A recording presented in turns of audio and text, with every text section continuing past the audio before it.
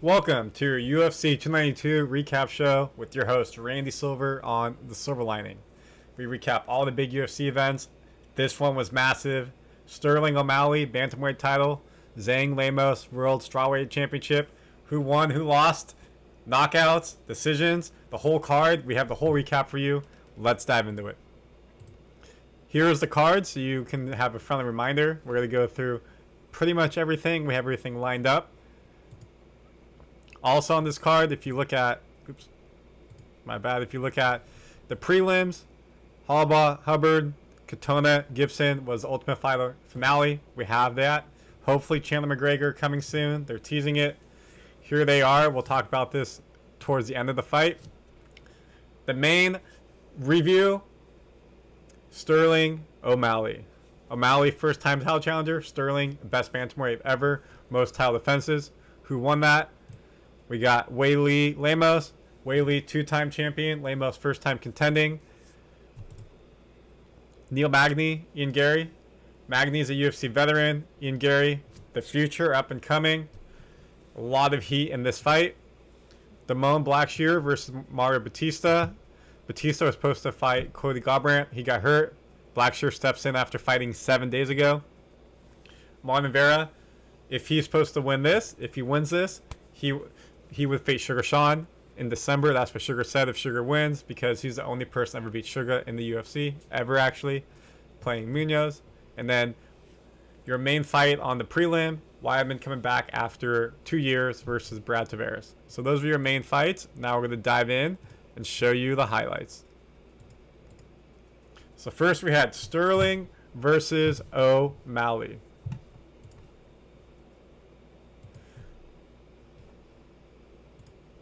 Sterling rocking out with his chain, feeling hyped as he always does. No issues here. Sugar looked a little nervous. You can see in his eyes. The moment's hitting him right here. He's going out for his first title. He's worked out his whole life for this one moment. Then we get into the cage, have the stare down. Sugar's eyes changed. Even DC called it out on the telecast. He looked a bit frazzled going into the cage, and then once he saw it in, I'm at home, baby. They give the fist bump, respect. We go to it. And here's the beginning of the Sugar Sean era. What does that mean? Sugar won, baby. Bantamweight king of the world. Absolute perfect right hand counter. This was early in the second round. Sterling tried to go in for a shot. Missed. Sugar right hand counter punch. Knocked him down right here on the side of the temple.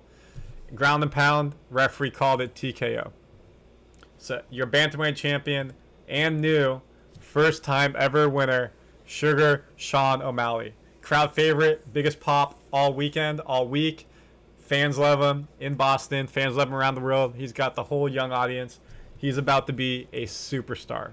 Congrats to Sugar Sean. He made his dreams reality. He talked it into existence. And new.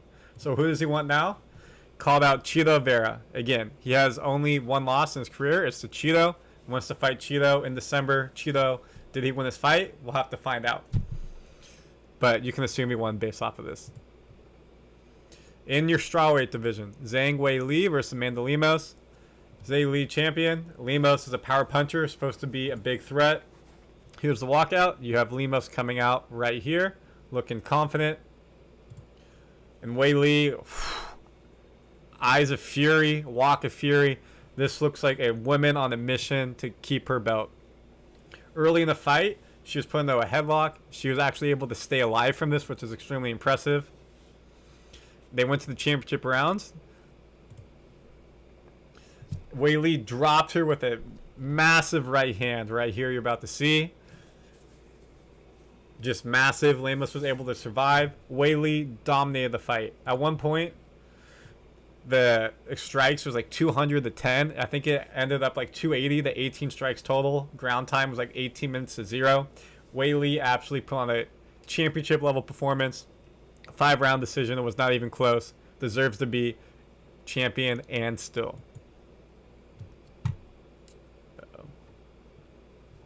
Let's get this to load. So here's the total strikes. 265 at one point in the 5th round to 21. Not even close. Not even close. And that's how we get and new still. Sorry, not and new. And still. That's weird to say. Ian versus Magny. Bad blood. This was a total domination by Ian Gary. He was able to really use his stand-up game. He kicked his legs like no other to be able to destroy him. By the end of the fight, Magny couldn't really stand. It was this absolute masterclass from Ian Gary. Well, my computer's gonna die. Sorry, y'all. What a bummer. I've been streaming all day. Had it plugged in, not able to handle it. Let me see if I can do this really quickly and bring this over. This may help. Let me take this out of there. Live stream, baby. Live television. Anything can happen. So give me a second. Get my screen to come back.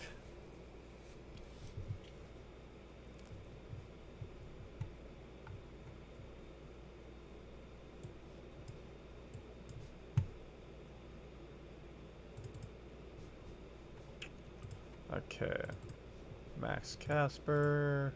Let's capture display. Built-in retina. Cool. So now we should be able to see this. So no love lost right here. You can see giving him the bird after a round. Still undefeated. Ian Gary talked the talk all week. Fair enough to say he walked the walk. He backed it up in the thing. After the fight, he called out Stephen Wonderboy Thompson. Wants to fight somebody who's known as a boxer, prove he can box. And after that, fight his way up to the title contention. Wants the top 10. Damon Blackshear versus Batista. Again, Batista was supposed to fight a former champion, Colby Covington. Unfortunately, he got hurt, couldn't fight. Mario Batista won unanimous decision. Cheers to Blackshear. Took this fight on 7 days after fighting last week. Looked like he was a little bit tired. Batista was able to hold him, pound him, and take the W. In the final fight on the main card, the one that started out, we had Vera versus Munoz. Munoz wasn't supposed to be there. It was supposed to be Triple C, Henry Cejudo, but he was hurt. So we have Munoz. A lot of people got hurt and were able to fight on this card, unfortunately. And in a relatively boring fight, but showed his technical skill, Vera was able to get the victory. This sets up him facing Sugar Sean in December. Could have been Sandhagen. He got hurt. He's out for like 6 months. So they fight, and you would assume Sandhagen probably fights the winner of that when he comes back. Puts it 3 months away. And Vera enjoying his victory.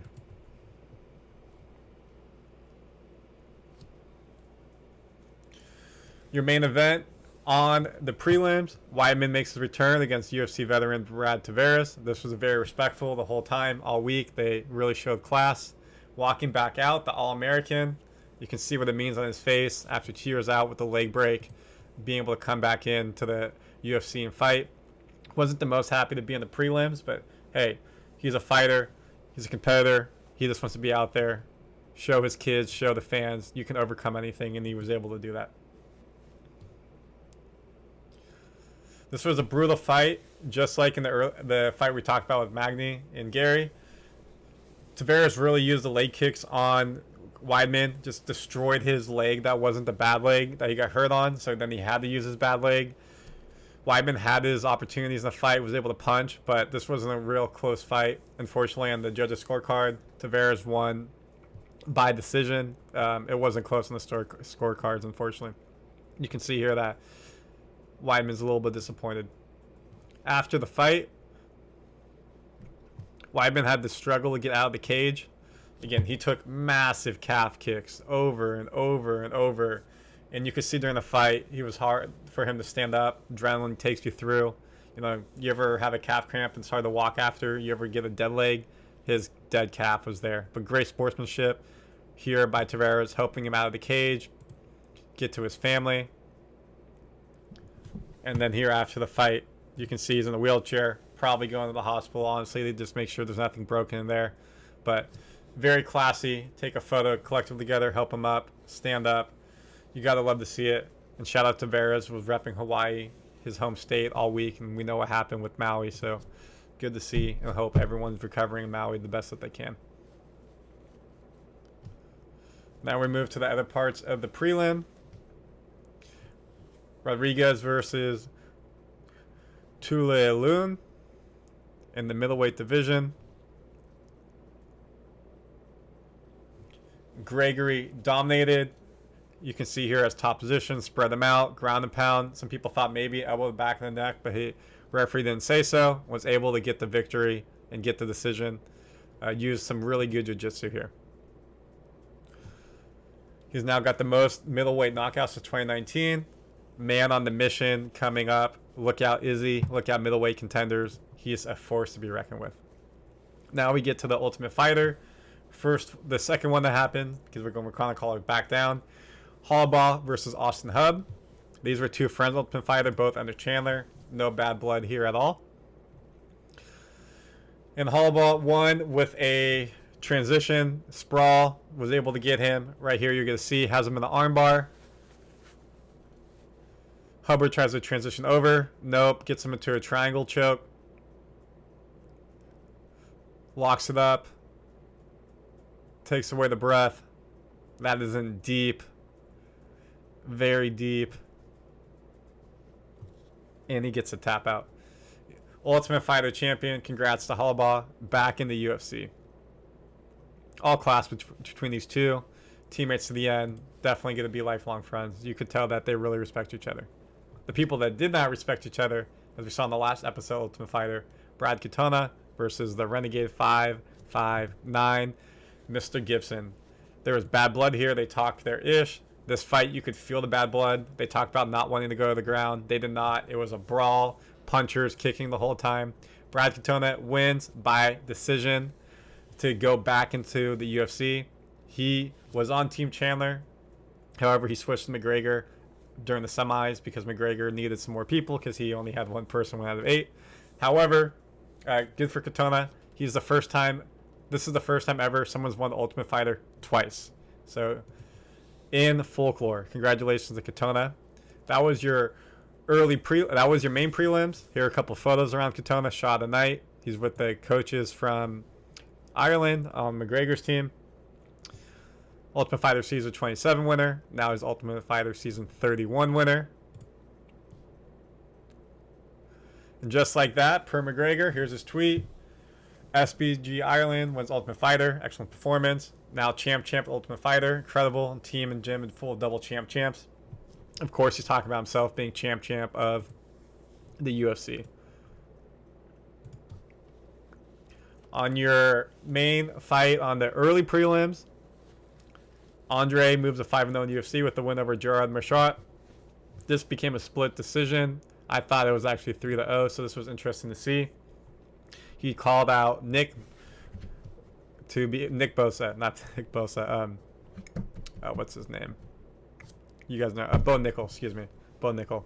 In the second fight of the night, Natila Silva really destroyed Lee here. It looked like broke her nose. This was not a close fight. Easy win there. Makes her 4-0 in the UFC. And then as your last fight, first fight on the night, we had